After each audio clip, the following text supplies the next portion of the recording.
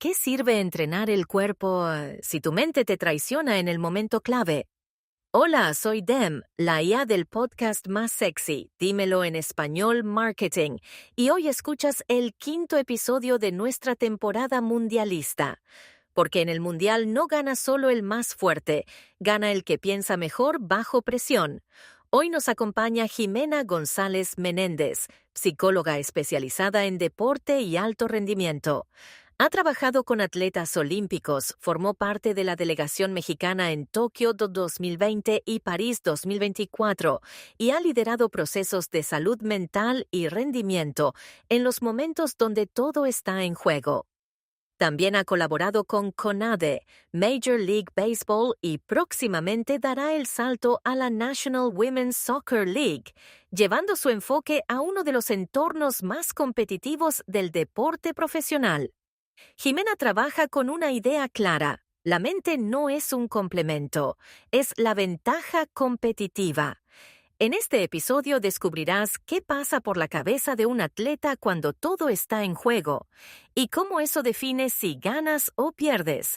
Estás escuchando el podcast más sexy, Dímelo en Español Marketing, con la conducción de Eric Milán.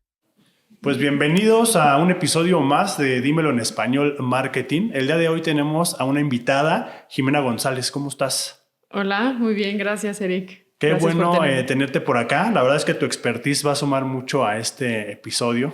¿Qué? Sobre todo en esta temática mundialista. ¿Te gusta el fútbol? Sí, me gusta el fútbol. ¿Cómo crees que le va a ir a México en este mundial? No tengo idea. Ni idea. Todo es muy incierto. Si algo me gusta el deporte es que es impredecible, así que Ya sé. no tenemos la bola mágica. Ya sé. Y fíjate que este episodio va a estar bien curioso y seguramente tú nos vas a llenar de sabiduría porque pues puede haber mucho talento, pero a veces es más la parte mental, ¿no? Uh-huh. Toda esta parte que obviamente queremos saber cómo es que lo dominas y más siendo tú una experta. Pero antes de entrar en materia, te voy a dar 3 datos curiosos y a ver qué piensas de mundiales. En el Mundial de Brasil el 2014, la selección de Alemania decían que ya había ganado desde antes de jugar. ¿Y esto por qué? Porque en los preparativos del Mundial, durante el Mundial y posterior, llevaron a psicólogos deportivos, neurocientíficos y especialistas en el sueño. Ok. ¿Qué piensas de eso? Me acuerdo perfecto donde yo estaba cuando jugó México-Alemania. Ok, súper. En el 2014. Sí. Y yo fui de las personas que fue al Ángel. Buenísimo.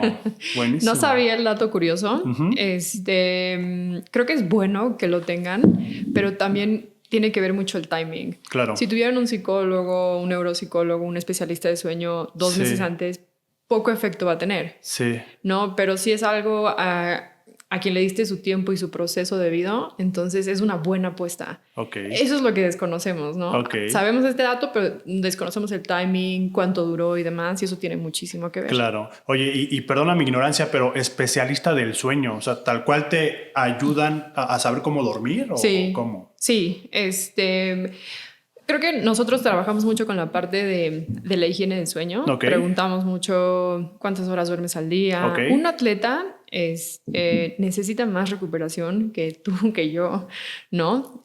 Simplemente porque tiene un desgaste físico y extremo. ¿No? La recuperación no solamente es sueño, también es ir a fisioterapia, ¿no? Hacer movilidad, etcétera. Uh-huh. Pero también los atletas son una de las poblaciones con más alteraciones del sueño debido a los altos niveles de estrés también. Por eso es que se necesita mucho educar al atleta sobre la higiene de sueño, que tengan buenos hábitos, el uso del celular, la temperatura, la iluminación que tiene que tener el cuarto, o sea, son muchas cosas, y también ir teniendo un registro de cómo se comporta su sueño a lo largo del tiempo, ¿no? Entonces todo eso lo tenemos que ir tomando en cuenta en ellos para que se puedan recuperar bien para el otro día, para el entrenamiento, para la competencia, depende. Ok. Súper, está interesante, Jimena. Fíjate que yo me acuerdo, hace mucho hacía mucho ejercicio. Uh-huh. Y me acuerdo que hubo una temporada en que hacía ejercicio en la noche y cuando llegaba a casa no podía dormir. Entonces, cuando le preguntaba al coach, me decía, es que posiblemente sobreentrenaste. ¿no? Y seguramente yo lo que entendía es, pues como sobreentrené, entonces como que tenía mucha adrenalina en mi cuerpo y demás, y entonces pues, no podía dormir. ¿Sí tiene algo que ver esto o no? ¿O estaba equivocado? No, sí. O sea, sí hay teorías que lo comprueban tal cual y sobre todo cuando es muy intenso. Sí. ¿no?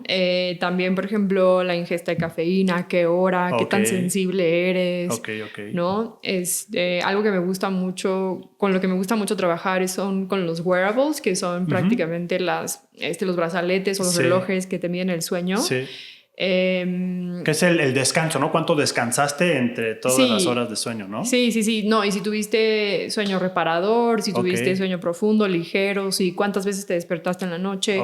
Y tú puedes trabajar con los atletas basado en ese comportamiento específico de ellos, no solamente en como tips generales. Sí. Entonces es muy, muy padre, la verdad. Súper, es bien interesante. Pero bueno, es el dato que hubo de la selección alemana que fue campeona, ¿no? Del mundo en ese Brasil 2014. Entonces, pues la verdad es que es algo que no necesariamente nada más la selección de Alemania, sino muchas. Y conforme van pasando los años, seguramente pues hay más especialidades, ¿no? Justo para estas selecciones. Otro de los datos que saqué por ahí, ¿sabes qué es el efecto anfitrión? No, a ver, échale. Mira, fíjate, el efecto anfitrión dice que los equipos anfitriones en un mundial rinden más pues que los equipos invitados.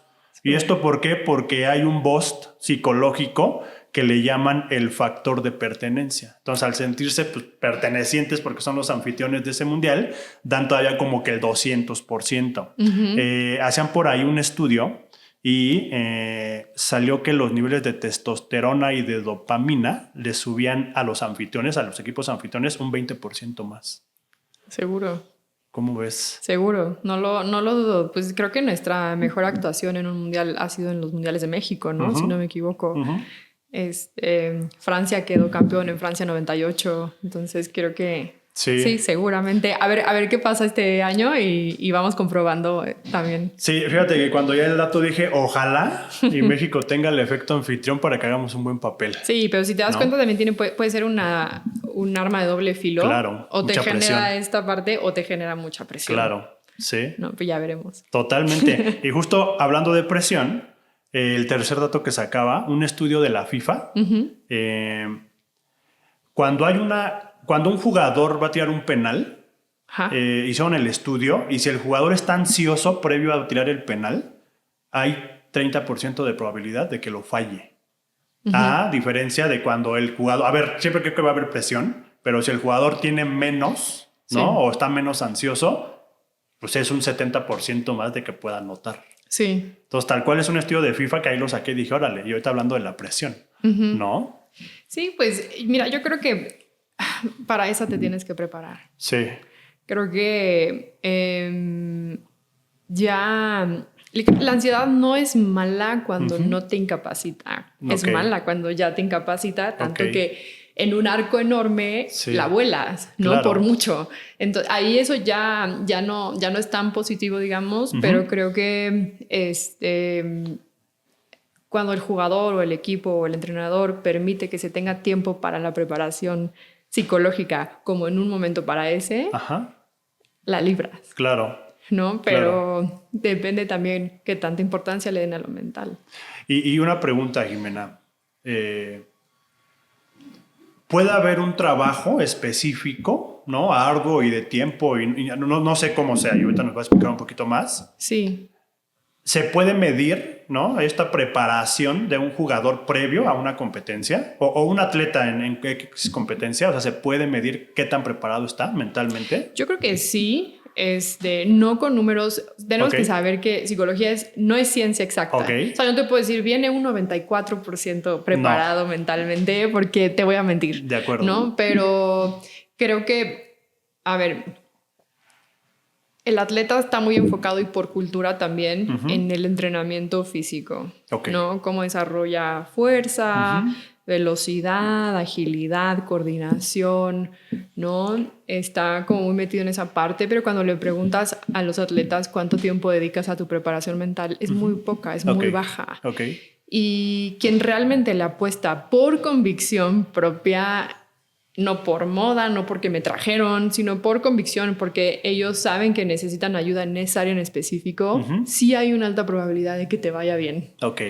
¿No? Entonces es una inversión de tiempo, energía y disposición, o sea, muy buena, pero muy pocos también la hacen. Claro, o sea, no es para todos, o sí es para todos, pero es difícil. Es para todos, pero sobre todo es para quien está listo para recibirla. Ok. Y sobre todo, creo que a mí se me hace muy injusto, tanto tú vas a ver Juegos Olímpicos, un Mundial, la final de la Liga MX, lo que tú quieras, como los comentaristas, quien sea, ¿no? El aficionado, se le hace muy fácil decir, es que es mental. Sí, o sea, sí es mental. O incluso la misma gente de los clubes, de las organizaciones, de federaciones, lo que tú quieras, atribuyen mucho los resultados a un factor mental. Ok. ¿No?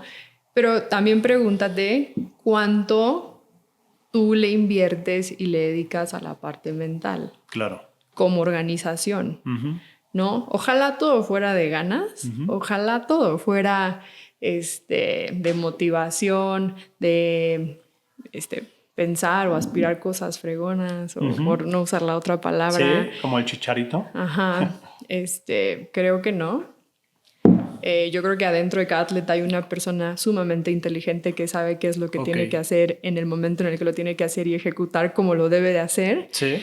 Y no llevar la emoción por delante, porque esa no nos va a sacar mucho adelante. Claro, me encanta. O sea, la verdad es que creo que el punto, ¿no? Y seguramente los escuchas que estén en este episodio, pues van a empezar a entender más cómo es que se siente pues este atleta, ¿no? Y pensando ahorita que viene el Mundial, previo y durante, ¿no? En estos partidos, y que es una preparación, como bien lo dices, o sea, así como te preparas físicamente, ¿no? Estos entrenamientos arduos, duros, pesados, y fuerza y resistencia y no sé qué tanto, pues también el trabajar la mente también tiene que ser constancia y disciplina, ¿no? Sí, y tienes que tener bien alineado a la persona con el jugador. No puedes dejar a la persona a un lado porque viene el Mundial. Claro. No, porque vas a llegar todo desequilibrado. Entonces tienes que ver por los dos todo el tiempo, porque es lo más ético también que puede hacer un psicólogo por un atleta persona. ¿No? Entonces, cuando los atletas no rinden, cuando los jugadores no rinden, te juro que no es porque no quieren, ¿no? Más bien también tienen esta parte pues vulnerable de duda, en donde tienen derecho a sentir, a fallar, ¿no? Y es más bien qué hacen de eso. Claro. Pero también, de nuevo, creo que sirve siempre como una reflexión de, bueno, creo que tengo que trabajar más en esta parte. Claro. No es voy a correr más horas, voy a cargar más peso, ¿no? Voy a contratar a un PF para que me prepare más. Bueno, y luego, más no siempre es más. Claro. Sí, totalmente. Fíjate, ahorita me regresé un poquito. Tuve una invitada hace 2-3 semanas que fue Lucero García. Ella es atleta de alto rendimiento, halterofilia, si no me equivoco, fisicoculturismo y todo es lo que hace. Mr. Bikini creo que fue su última competencia. Y uno de los datos curiosos que veíamos con ella es que después de los mundiales, ¿no? Postmundial, hay muchos jugadores que presentan síntomas de depresión postcompetencia. Sí. ¿Es para todos? ¿Es para algunos? ¿O por qué podría pasar este tipo de...? Mira, por ejemplo, en el sector olímpico le llaman Olympic Blues. ¿No? Y es una pequeña depresión. No siempre es una depresión clínica. También hay que saber que no toda depresión es tan severa, sino que hay diferentes niveles, ¿no? Desde la leve, la moderada, la severa. Depende cómo tú la vayas tratando y cómo la sientas, ¿no? Lo que pasa es que vienes de un año. Y esto probablemente le va a pasar a jugadores o atletas que vayan a eventos no necesariamente tan grandes como Juegos Olímpicos o como un Mundial, sino el evento que a ti te significa mucho y para el cual te vas a preparar. Es un año o un momento de muchísimos estímulos donde la gente se emociona, tu agenda se llena, la gente está interesadísima por ti porque vas a un evento de estos, ¿no? Entonces tú estás todo el tiempo estimulado y realmente una vez que acaba el evento, adiós estímulos. ¿no? Sobre todo cuando no ganas. Porque vienes del que todo el mundo te pele a que nadie te pele. Sí. ¿No? A que todo el mundo te tenga acá, a que nadie te tenga acá. Vivimos en una cultura, desgraciadamente, en donde si ganas vales mucho y si pierdes no vales nada, ¿no? Entonces, malamente. Entonces, a nosotros nos toca lidiar con esos casos. También hay atletas que ganaron una medalla olímpica. Entonces, ahí no pasan tanto esa curva en el mismo momento que los demás. Pero una vez que vas pasando de moda como medallista olímpico, o como mundialista, lo que tú quieras, o MVP, los estímulos se van reduciendo y vas pasando desapercibido porque viene otro evento, hay otras personas, etcétera, no te encuentras. Por ejemplo, también un año olímpico es muy complicado porque hay muchas competencias. Por ejemplo, ahorita tienes un montón de partidos de preparación rumbo al mundial, ¿no? Vienes mucho a México o a Estados Unidos, etcétera, y tienes todo ese estímulo. Y una vez que acaba el mundial ya no hay. Claro. Ya no hay. Ya no tienes entrevistas, ya no tienes nada. Entonces... ahí es donde les da el bajón. Ahí les da el bajón, porque pues también el cuerpo entra casi en abstinencia. Es como tengo todo esto y luego ya no lo tengo. Entonces es natural, pero también tiene que ser tratado. Y tú le tienes que ayudar al jugador a prevenir de puede que te pase esto, pero vamos a estar preparados. Vamos alimentando tu vida con otras cosas, que tu vida no se pare post-mundial. Tú tienes vida más allá del mundial, te lo juro, ¿no? Pero hay que alimentar esa parte también. Órale, qué interesante. Sí, la verdad es que por eso me regresé un poquito porque me acordé de este dato y justo como lo dices, ¿no? O sea, seguramente en cualquier competencia y pensando en un mundial hay un rush de adrenalina, yo creo durísimo, ¿no? En ese momento. Y me ha tocado que, sobre todo en las concentraciones, he escuchado los comentaristas que dicen que incluso hay algunos que no dejan ver ni la tele, ni redes sociales, ni celular. No sé qué tan bueno o malo sea, ¿no? Porque justo pensando en esto, pues desde que hablan de ti, ¿no? Que te piden, que te gritan en el estadio y demás, y si estás viendo las redes, pues eso también puede jugar bien o mal, pues ya sea que hablen o bien o que hablen mal, puede ser una motivación o no. Digo, ahí no sé qué piensas o cómo se maneja. Es que mira, también creo que ya eres mundialista, ¿no? Tienes que estar preparado también para eso. Claro. O sea, y hoy, perdón, estamos en 2026 y el celular ya forma parte de tu vida. Como que el quitártelo te va a generar más un mal que un bien. ¿No? O sea, te va a dar más ansiedad el no tenerlo. Por supuesto, porque ya estamos acostumbradísimos a tenerlo. Lo que pasa es que también tienes que ayudarle al atleta a ser un poquito más selectivo con lo que ven. O sea, tú eres responsable del uso de esto, ¿no? Claro. Entonces, no, el quitártelo te va a generar más, o sea, un mal que un bien. Y le tienes que ayudar, por ejemplo, algo que con lo que yo trabajé con los atletas es que en Instagram tú pues tienes la capacidad de abrir varios perfiles en la misma app, ¿no? Entonces tú, voy a cambiar el perfil, no sé qué. Y yo los alenté mucho a que crearan un perfil secundario. En donde tuvieran como otro tipo, no sé, de identidad. Pudieran ver otra cosa que no estuviera relacionado a ellos, a su deporte. Ve perritos, sigue tu comida favorita, sigue a otra gente que no tenga que ver con el deporte. Y ese era como su medio de escape digital. ¿No? Y de red social. Entonces, no tienes tanto la abstinencia de no tengo Instagram. No, sí lo tienes, pero estás viendo otras cosas. Entonces ya no la padecen tanto. Claro. Quitarlo, híjole, puede ser un difícil. Poquito... Sí, justo es lo que me quedé pensando porque... O sea, escucho las concentraciones, ¿no? Que incluso luego hasta no los dejan ver ni a sus familias, ¿no? A sus parejas. Sí, no. Entonces digo, o sea, ¿qué tan bueno o malo? Pues no lo sé, todo dependerá del resultado. Claro. ¿No? Pero pensando justo en este aparatito que tenemos ya casi pegado a nuestra mano, pues qué difícil ha de ser si es que dentro de todo este rendimiento, ¿no? O alto rendimiento se los quitan porque... Pues puede ser perjudicial, quizás no, pero pues ahí ya depende mucho de los expertos. Son métodos de antaño, ¿no? Claro. Como el entrenador que te dice, no puedes tener novia porque te distraes, no puedes tener novio porque te distraes. No, sí puedes. Es una motivación incluso, ¿no? Si quieres, ¿no? Claro. O sea, tenla, solo ser responsable, mídelo. Pero ser restrictivo, sobre todo cuando tienes jugadores mayores de edad, experimentados y que los estés restringiendo, como que pues no checan, no son niños, son mundialistas con cierto nivel y respeto. Sí. ¿No? Totalmente. Jimena, la verdad es que está súper padre. Al inicio del episodio se escuchó tu semblanza, ¿no? De todo lo que haces y todo este expertise que tienes. Cuéntanos un poquito. O sea, si te pudieras describir en un minuto, ¿Quién es Jimena González? Profesionalmente hablando. Hablando, claro. Okay. O personal también. Personal, sí, claro. Pues soy una persona que nació dentro del alto rendimiento. Ok. Yo crecí viendo a mi hermana cómo era una nadadora de alto rendimiento. Yo practicaba 3 deportes a la vez. Ok. ¿Desde qué año? No, desde que era niña, okay. O sea, 4 o 5 años. Okay. Yo nadaba, jugaba softball y patinaje artístico. Okay. Entonces, mi hermana era más específica y cuando vi todo lo que lograba ella a través de la natación, quité 2 y me quedé con 1. Mis papás siempre me dejaron elegir, que eso es un punto bien importante. Okay. Y ahí nadé hasta que tuve 25 años de alto rendimiento, y a través de la introspección, del autoconocimiento, pues me surgió esa inquietud de estudiar psicología del deporte, de cómo la salud mental influye en tu rendimiento, y me dediqué a eso, académicamente hablando. Y creo que sí lo traigo muy dentro, sí me apasiona, y además me apasiona muchísimo México. Sí. Lo llevo conmigo a todas partes y creo que siempre va a ser así. Qué padre. Pero justo, o sea, lo traes en las venas, ¿no? Desde pequeña ya eras una atleta, ¿no?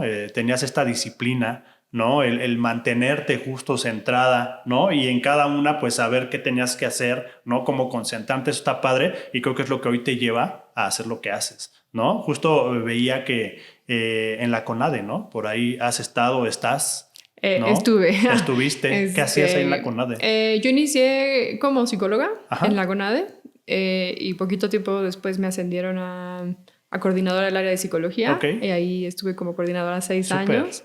Y ahí tuve el privilegio de ir a 2 Juegos Olímpicos, a Tokio, y a París. París 2024. Sí. ¿Y qué tal es vivir unas Olimpiadas? Porque fuiste parte de la delegación mexicana. Sí, sí. ¿Qué se siente, no? Esa bienvenida. Es muy padre, la verdad, pero también es agotador. Claro. Y así como el atleta no es que sufra, pero le es pesado, es un año pesado. Okay. Para uno también es sumamente pesado, y el autocuidado juega un rol súper importante en todos los que hacen que el deporte suceda y que el deporte rinda, porque hay un equipo enorme atrás de ellos. Entonces, te puedo decir que es color de rosa, pero te mentiría. Entonces, es un año sumamente pesado, increíble también, o sea, es agridulce, sí. pero bueno, no lo cambias por nada al mismo imagino tiempo. Y en la delegación obviamente van atletas, pero también todo el cuerpo técnico, ¿no? Que le llaman. En este caso, ¿tú ibas en específico para esta parte de psicología como tal? Sí, yo tuve 2 roles. En los primeros Juegos Olímpicos, que fueron los de Tokio, a los que fui, ahí solamente fui como psicóloga. Solo llevaron a una psicóloga. A mí me hubiera encantado que llevaran más, ¿no? Porque sé que hacen falta. Y bueno, ahí estuve a cargo sobre todo de los atletas que yo atendí durante un largo proceso, pero también estaba ahí al tanto de cualquier situación que pudiera presentarse, y yo ser la persona quien atendiera. ¿No? Y en los segundos tuve un doble rol. Fui psicóloga igual. Ahí sí me acompañaron 2 compañeros psicólogos, que ya aumentó, ¿no?, el número, y eso estuvo padrísimo. Sí. Y también fui oficial de salvaguarda, que ese es un rol súper importante, indispensable y fundamental, que se encarga de proteger a los atletas de cualquier tipo de acoso o abuso durante el evento. Entonces eso apenas lo hizo obligatorio el Comité Olímpico Internacional. Entonces cada delegación tenía que tener un oficial de salvaguarda, y me tocó ser esa oficial, y también es una experiencia sumamente buena. Claro, pues la responsabilidad de la posición como tal pues es fundamental, ¿no? Sí. Órale, qué padre. Pues mira, la verdad es que eres bendecida justo por haber estado en estos 2 eventos y como parte, ¿no? Parte de estos equipos, porque hoy entiendo, ¿no? Uno lo ve desde la tele y nada más ver los triunfos o las derrotas y hasta ahí, ¿no? Y desde tu desconocimiento, pues hablas, ¿no? Platicas y demás, pero el entenderlo ya a detalle como ahorita nos lo cuentas, ¿no? Lo que es una concentración, una delegación y justo este tipo de roles importantísimos, pues nos da todavía un poquito más de carnita para saber que un mundial no nada más es que vengan y que pateen un balón y metan goles, sino va más allá, ¿no? Mucho más allá. Ojalá, o sea, esta le dieran la preparación, importancia. Sí. Claro, y es previo, durante y después post, como lo vemos, ¿no? Sí, definitivamente. Es una buena inversión, se los prometo. Sí, qué padre. Oye, capacitadora del desarrollo de entrenadores, o sea, no nada más es atleta, sino también es a los entrenadores. Sí, a todos los que están involucrados en el deporte creo que tienen que saber algo de lo que significa la mentalidad del atleta, pero también sobre salud mental. No para que ellos sean, pero para que por lo menos tengan un tantito de conciencia cuando se dirigen al atleta.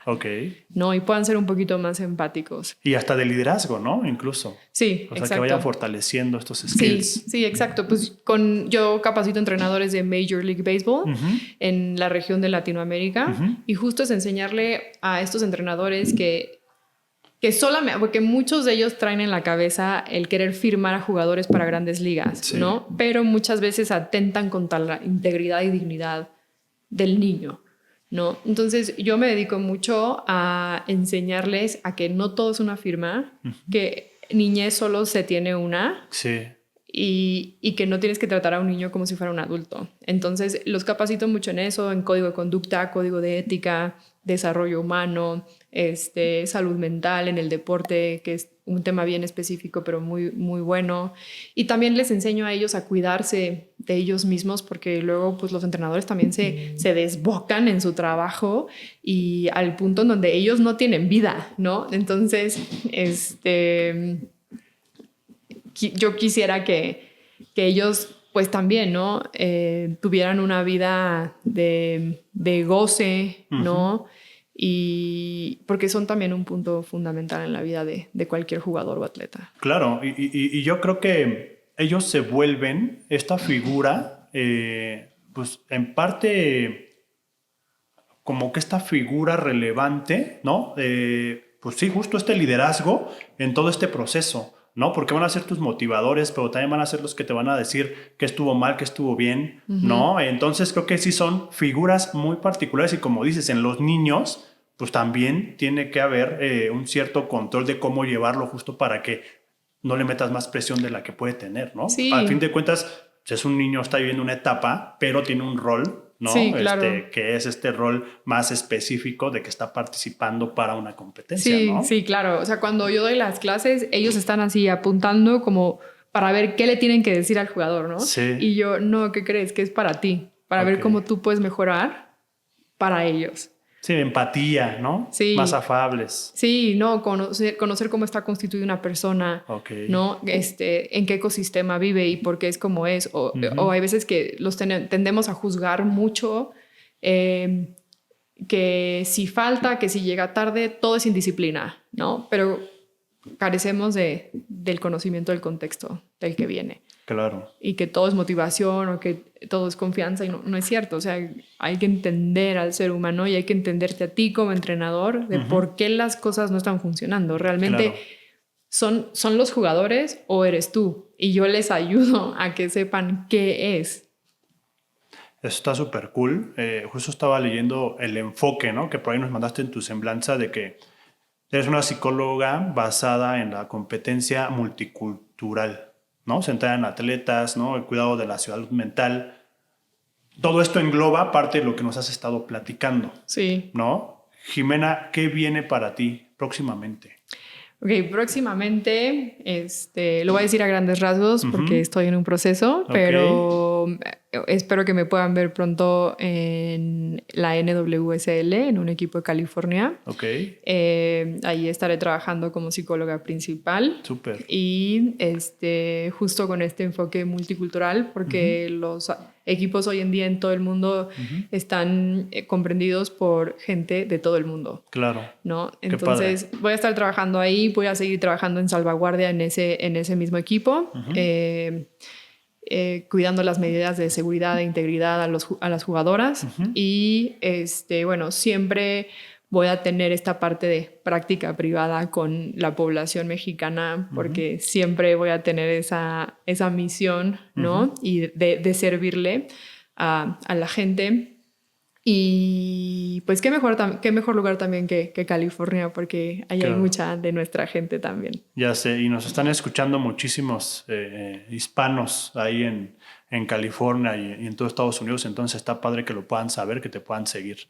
Estaría padre. Jimena, si te preguntara cuál sería el factor o de los factores más importantes justo para uno de los atletas, ¿no? Uno en particular y no en toda la selección, pero un atleta en particular, si tuviera que tener un factor relevante e importante en las competencias, ¿cuál creerías que fuera? En las competencias. En las competencias.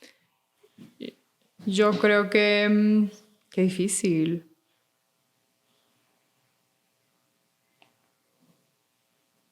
Claridad de pensamiento. Ok. En el objetivo. En ejecución. En ejecución. No en el objetivo. Claridad de pensamiento en el presente. Ok. Pues es que es lo más importante, ¿no? Porque lo puede tener trabajado de lo que quiere conseguir, pero si no lo ejecuta bien, lo que decíamos ahorita en el dato, ¿no? Por ejemplo, del penal. Sí. ¿No? Justo. Yo no puedo estar pensando en cómo voy a celebrar el gol cuando ni siquiera lo he tirado. Claro. ¿No? O lo opuesto, no puedo estar pensando en qué pasa si lo fallo cuando ni siquiera lo he tirado. Uh-huh. Entonces tienes que regresar un poquito más. Ok. ¿No? Sí. A la línea de tiro, o no es línea de tiro, pero es donde lo vas a tirar. Sí. Y conecta con ese momento porque es todo lo que tienes. Ok. Qué importante. Wow, me encanta. Este podcast tiene un nicho específico que es marketing.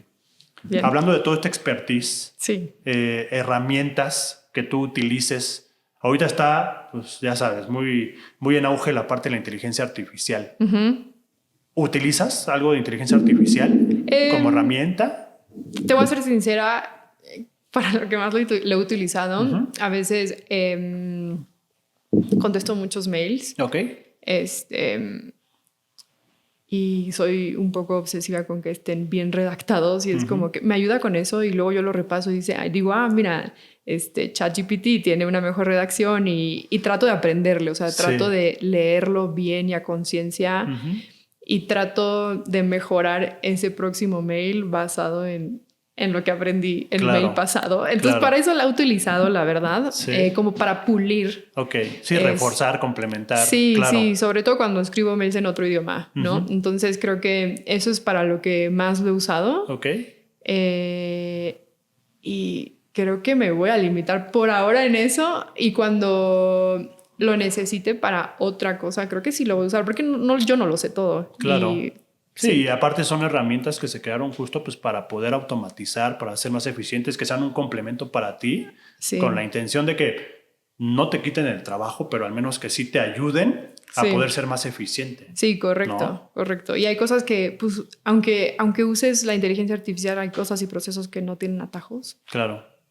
Y aunque lo uses, no hay atajos. Sí, 100%. ¿No? Fíjate, ahorita me acordaba, veía una nota apenas hace días en donde hay personas que incluso ya la inteligencia artificial, o sea, un ChatGPT lo ocupan como psicólogo. Sí. ¿Qué piensas de eso? O sea, ¿está bien, está mal? Yo creo que es otro atajo. Ok.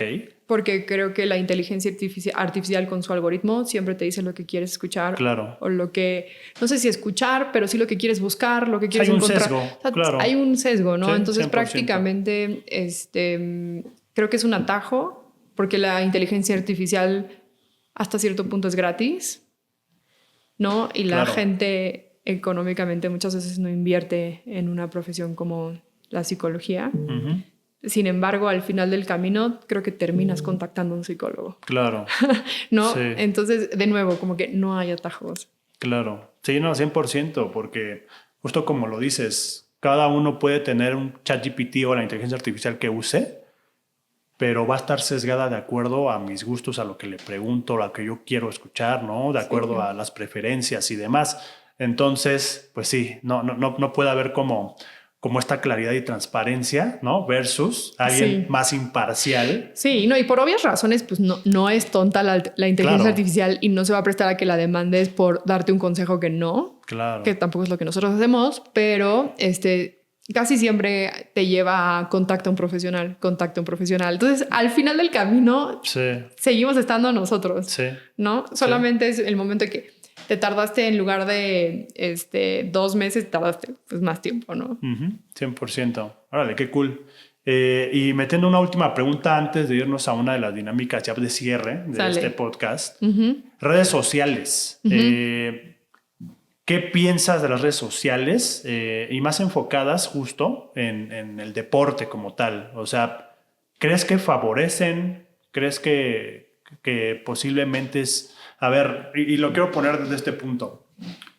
En mundiales anteriores, pensando en que ahorita la temática es mundialista, ¿no? Pensando en los mundiales de los 90s, 80s, ¿no? México 86 o México 70. Sí. No había redes sociales.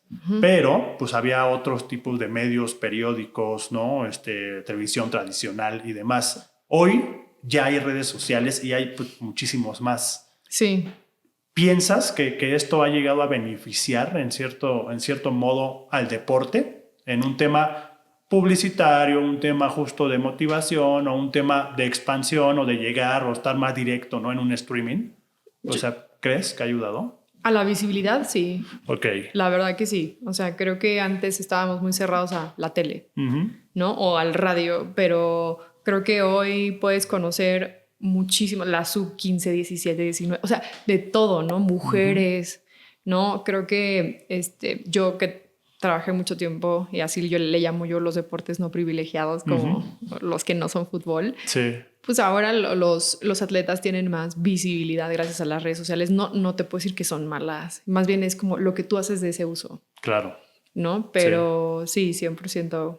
No quiero sonar polarizada de que están bien o están mal. No, creo que tienen sus pros y sus contras. Claro. Sí, no, a ver, dan mucho alcance. Justo como lo dices, pues tienes más conocimiento de muchas cosas, ¿no? Y antes posiblemente pues nos centrábamos solamente a lo que podíamos ver o lo que teníamos en ese momento y hoy prácticamente estás del otro lado del mundo en tiempo real viendo lo que está pasando. Sí, a ver, ¿no? Algo en contra es que le permites a la gente opinar todo el tiempo. Claro. ¿No? Sí. O sea, y adquirir conocimiento empírico todo el tiempo sin tener una formación formal o profesional. Entonces, por ejemplo, si un entrenador ya empieza a perder esta parte de prepararse de manera formal y todo lo obtiene de Reels, ¿no? Y todo lo obtiene de ver ciertos drills que subió fulano o mengano en Instagram y entonces o le dio flojera preparar la sesión de hoy y entonces dice, y está aquí, ¿no? Haciendo el scrolling.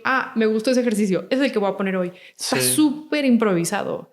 Y eso es a lo que yo me refiero. O sea, esa tan poca preparación y esa improvisación que tú te has generado y luego los resultados no salen y a ti se te ocurre decir, es que es mental. No. No, haz una reflexión de por qué no salen las cosas. Claro. Es muy flojo a mí y muy mediocre que digan que es mental, ¿no? Entonces creo que todos ganamos y todos perdemos.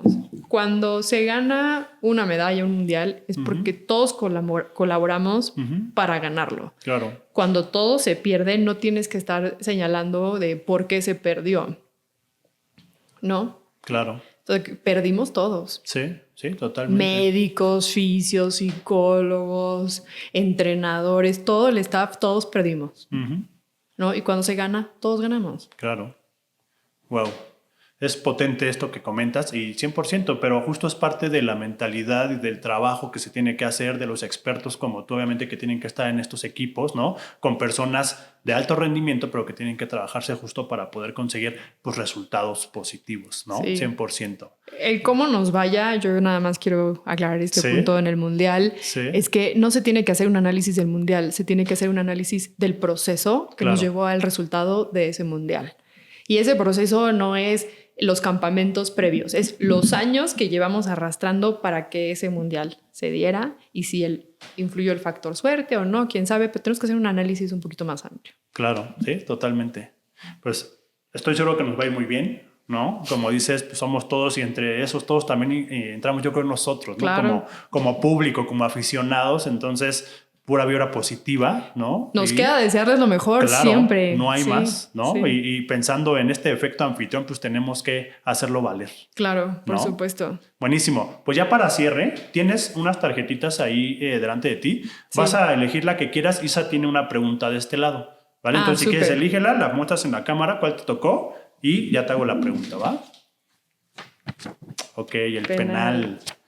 El penal dice, ¿cuál crees que es el principal temor, trauma o no sé si puede ser una patología que alguno o que el promedio de los atletas sufren, sobre todo cuando no rinden al 100%?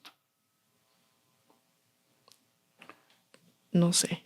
Te voy a decir por qué no sé, porque creo que depende de cada uno. O sea, no hay un estándar. No hay un estándar. Okay. Creo que cada historia es diferente de por qué no rinden. Puede ser una cuestión meramente deportiva, puede ser una cuestión personal, puede ser una cuestión justo de salud mental, pero clínica, ¿no? No clínica deportiva, sino clínica.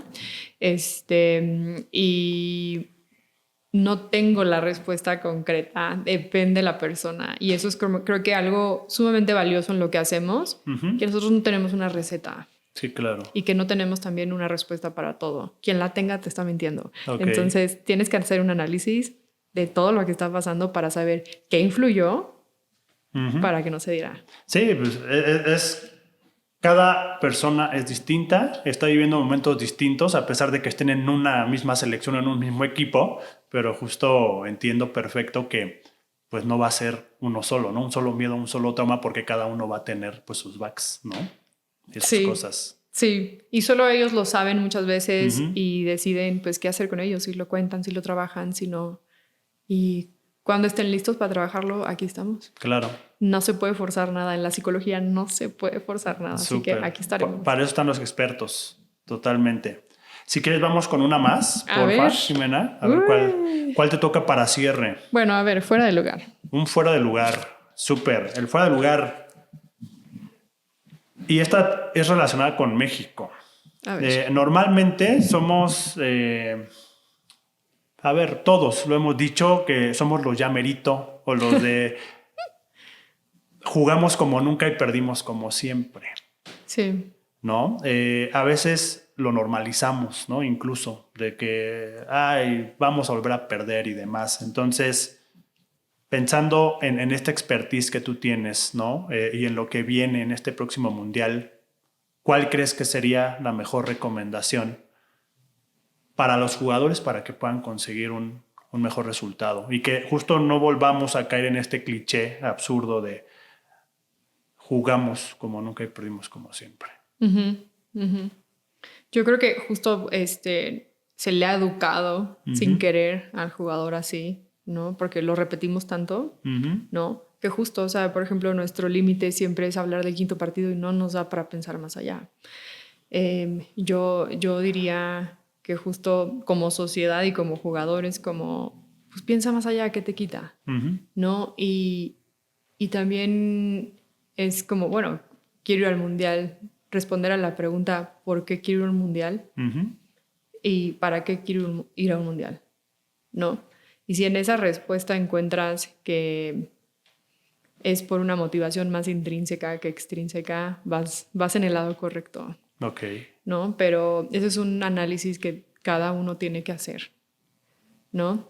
Y también el aficionado, ¿no? ¿Por qué quieres ir al mundial? ¿Para qué? ¿Para subirlo a Instagram? Claro. ¿O porque realmente quieres apoyar a tu país? O por las dos, no sé. Sí, totalmente. Sí, es que creo que sí es parte de un conjunto, ¿no?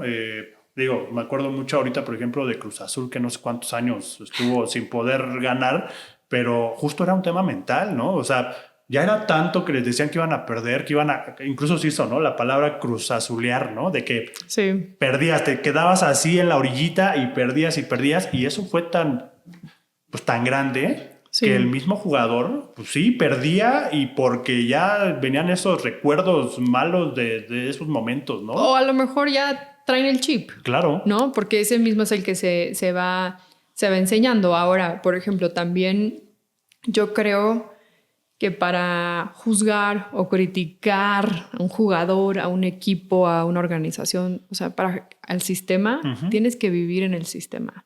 Claro. Tienes que saber qué es lo que está pasando y ahí sí vas a emitir un juicio correcto. De lo contrario, es pura crítica, ¿no?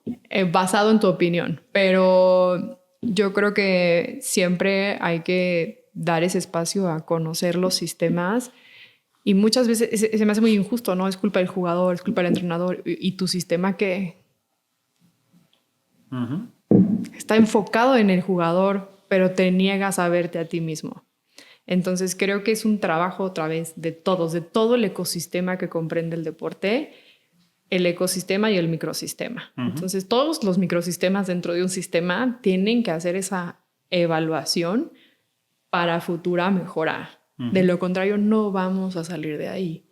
Y de nuevo, no puede ser tan burdo como es mental. No, ojalá. ¿No? Pero... No, pues qué padre respuesta, la verdad me encanta. Creo que profesionales como tú, Jimena, se necesitan más, ¿no? Y qué padre que nos pudiste compartir toda esta expertise. La verdad es que yo nada más quiero cerrar con a veces como aficionados, si pierden nuestra selección, entonces perdieron. Pero si ganan, ganamos, ¿no? Sí. Y creo que eso viene incluso ya más cultural, ¿no? O sea, como tenemos que trabajar, ¿no? Esa cultura como país, ¿no? Ir haciendo el cambio nosotros mismos, si es que no se nos ha dado, porque siempre, como decías hace un ratito, hay 1,000,000 de pretextos, ¿no? Y siempre es echarle la culpa al otro, ¿no? Cuando no me responsabilizo yo de lo que pude o no pude hacer. Entonces, me encanta, la verdad, creo que esta plática fue muy enriquecedora. Estoy seguro de que muchas personas se te van a acercar. ¿Dónde te pueden seguir, Jimena? Bueno, en mi única red social, que es Instagram. ¿Sí? Estoy como Jimena González Menéndez. Super. O It's Me Jimena, que es el @It'sMeJimena. Y en LinkedIn estoy, o sea, eso sí lo uso, me gusta mucho también. Sí. Pero yo siempre les digo, mándame un mensaje en Instagram, ahí siempre contesto. Súper, pues me encanta. Estoy seguro que te van a estar buscando. En una de esas, si te vemos por ahí ya súper activa con la selección, ¿no? Me encantaría que los motives, porque necesitamos mucho apoyo justo para que podamos conseguir estos resultados que queremos, ¿no? Sí. Estamos muy emocionados, mucha buena vibra para la selección y pues te agradezco mucho que hayas estado por acá. Muchas gracias por la invitación. Yo encantada, me la pasé muy bien. Súper. Pues no nos queda más que despedir este episodio, así que nos vemos en un próximo capítulo de Dímelo en Español Marketing.